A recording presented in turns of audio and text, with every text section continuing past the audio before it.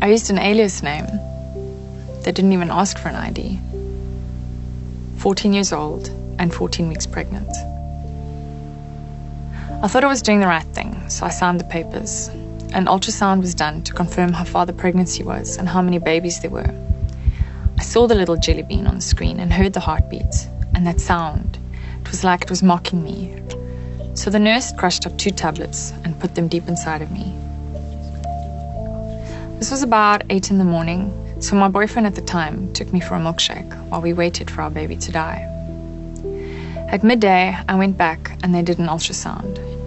I remember seeing the little jelly bean, but this time there was no heartbeat, no life, just silence. Then the abortionist took a huge needle and stuck it inside me and began pumping and sucking my baby out, piece by piece. Afterwards, I really struggled. I really hated myself, and no pro-choice propaganda helped. I just knew that what I did was wrong. I felt I didn't deserve to live. The father of my baby and I broke up shortly after, and a little while later I met my husband. We got married when I was 19, and for about 18 months I managed to push the abortion out of my mind until I became pregnant with my daughter. Then that dark memory came back to haunt me.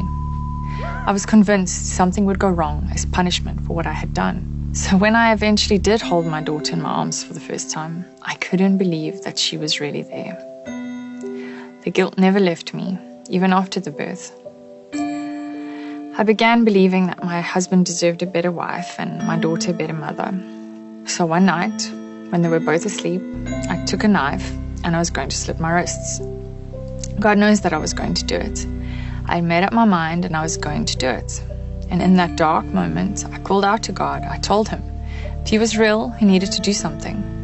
That was a defining moment for me. Peace was the one thing I had never had. My life up until then had been chaotic, but that night, in that total chaotic darkness, God gave me peace.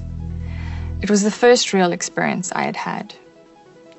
They say abortion is for women, but if this is true, why did it hurt me so badly? Why does it hurt so many women so badly? I've met so many women who've had an abortion, and they all seem to struggle with the same thing, with feelings of regret and shame and fear of judgment. But I'm here to tell you that you can find healing, that you can find forgiveness, and that you can eventually come to a place of forgiving yourself. And it all starts with getting to know Jesus.